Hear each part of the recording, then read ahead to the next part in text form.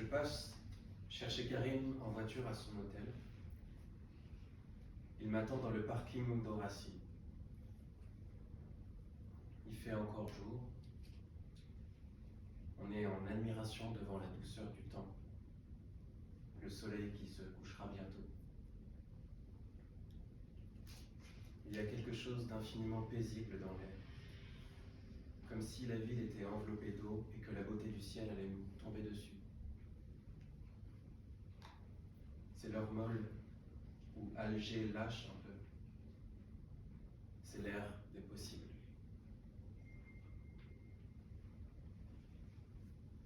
Je craignais que nous n'ayons pas grand-chose à nous raconter pendant le trajet, mais cette peur disparaît très vite.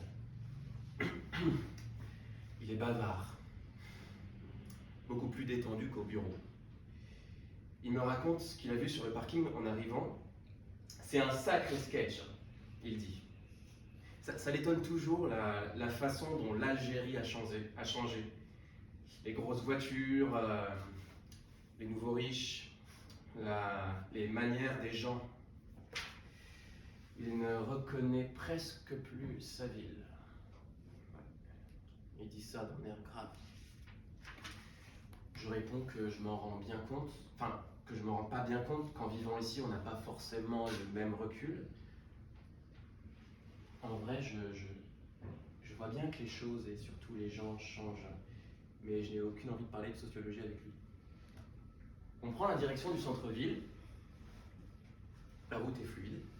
Il me remercie encore pour cette soirée. Il me demande où j'habite.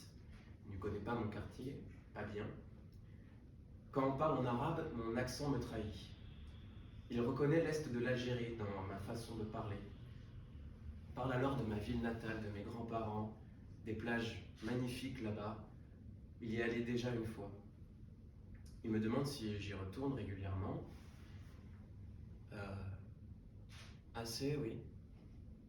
Quand il fait beau, au tout début de l'été ou de l'automne, quand il n'y a pas beaucoup de monde sur les plages, c'est un paradis.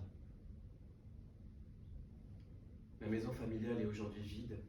Elle est située sur ce qu'on appelle la route supérieure, une route qui monte et surplombe la mer. Je nous y vois presque déjà.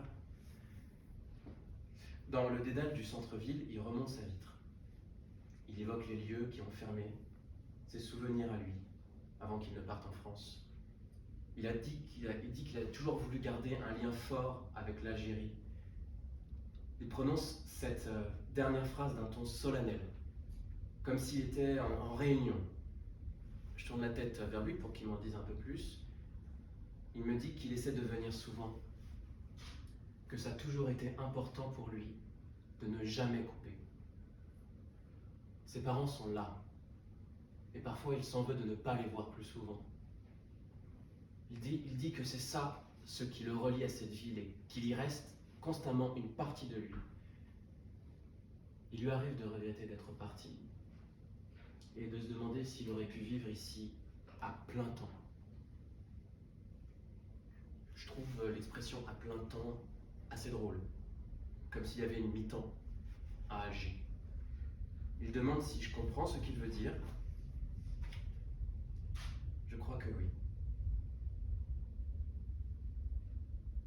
Après quelques tours dans les ruelles étroites, je finis par trouver une place où me garer. Il laisse sa veste dans la voiture. Il marche tout près de moi, comme s'il avait un peu peur. À l'entrée du restaurant rue Burdeau, il faut appuyer sur une sonnette. Le patron tend la tête à travers une petite fenêtre, fixe Karim et crie son prénom. Quand il ouvre la porte, ils se prennent dans les bras. « Tu as disparu, mon ami !» Les deux hommes se regardent encore. Ils ne disent rien pendant quelques secondes. Et dans ce court silence, on devine toute leur nostalgie. Lorsqu'il se reprend, le patron me fait la bise à moi. Ça fait longtemps que je ne suis pas venu ici, et moi, il ne me reconnaît pas. C'est pas la même histoire. Je n'ai pas connu les grandes heures, les salles secrètes, Les affaires qui se font, se défont, les anciens ministres, les féministes du quartier, les arrière-cours, les journalistes et les escaliers qui mènent à la cave. Le restaurant est divisé en 2 pièces. Il y a d'abord une antichambre où il n'y a que des hommes d'un certain âge. Ils lèvent tous les yeux quand on entre et nous disent soir, soir, soir. En souriant. Puis une autre salle avec plus de diversité et de lumière. Ça fait pas de mine, mais tout le monde a l'air content d'être là. Et j'ai pas appelé pour réserver. Il reste qu'une table ronde au milieu de la salle, un peu trop grande pour nous, mais 3 hommes assis sur une banquette au fond nous cèdent la leur et on fait l'échange.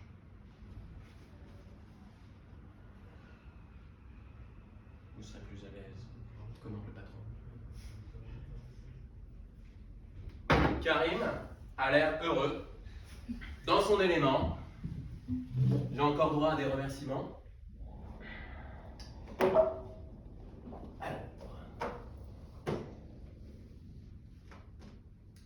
Il n'y a pas de menu. Le patron nous conseille sur les poissons et les vins. Karim tient à prendre du vin algérien. Moi, ça m'est égal. Je ne vais pas boire beaucoup, je conduis, puis j'ai peur de raconter n'importe quoi. La table se remplit rapidement de choses que nous n'avons pas commandées. Les serveurs sont aux petits soins, Karim aux anges. Il est propulsé dans une autre réalité et moi dans la sienne.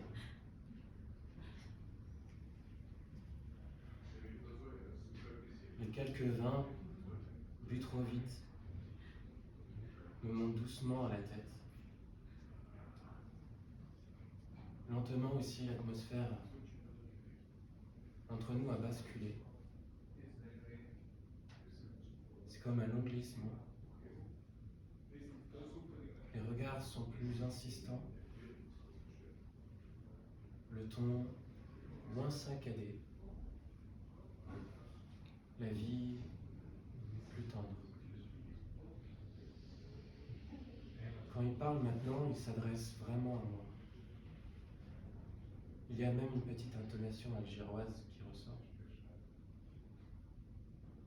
À la fin du dîner, il commande un verre de cognac et moi un café.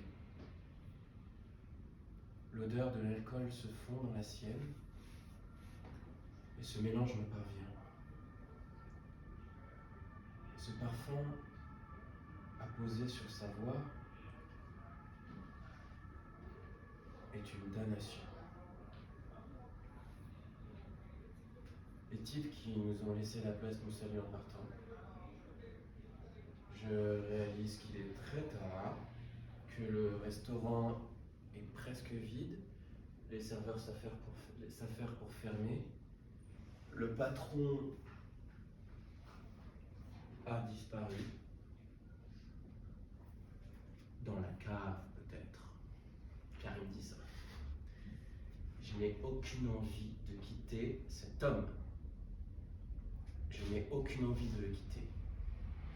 L'idée de la séparation et de la distance me noue la gorge. Je pense déjà à demain, au jour sans lui. Il insiste pour payer. Je le laisse faire. En allant à la voiture, on se dit qu'il fait tellement bon qu'on devrait marcher un peu. Alors, on le fait.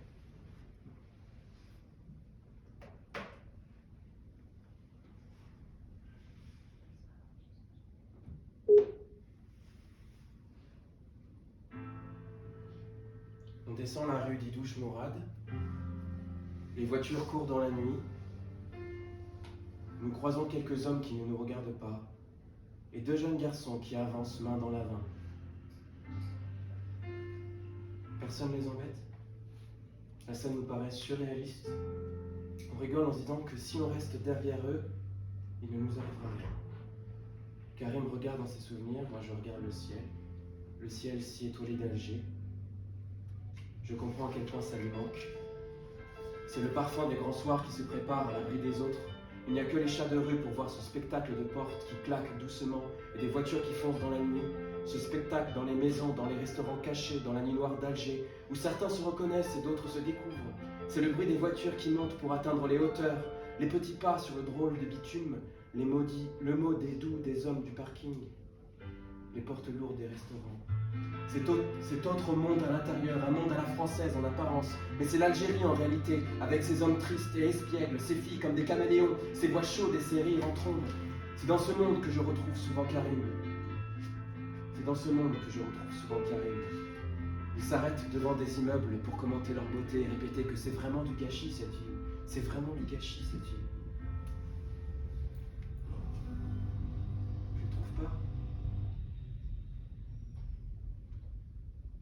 Son tutoiement m'intimide. Je pense comme lui, bien sûr, mais je ne sais pas quoi répondre. Oui, Alger est gâché.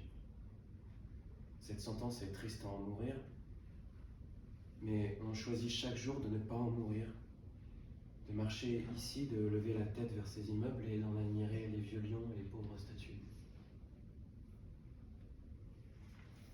On poursuit notre balade, mais nous finissons par faire marche arrière. Nous remontons la ville. Il est vraiment tard. Près de la voiture, il s'arrête de nouveau devant une porte d'immeuble, comme s'il allait entrer. Je plaisante.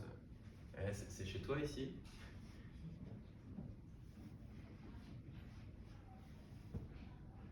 Ça pourrait.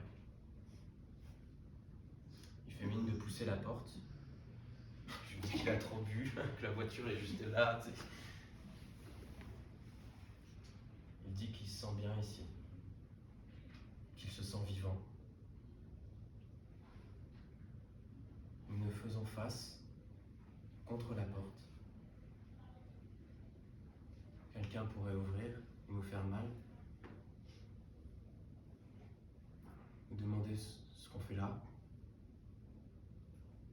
Nous dire qu'on n'a pas le droit d'être là. Quelqu'un pourrait passer et nous surprendre. La ruelle demeure vide mais jamais silencieuse. Il y aura toujours l'écho d'une voiture ou d'une sirène de police. Karim me demande si j'aime le danger. Je souris, la question est incongrue. Quelques mois plus tard, il me posera la même question, mais cette fois-ci, je dirai que non, je n'aime pas le danger. Que plus personne n'aime le danger en Algérie. Pour l'heure, je ne dis rien. Juste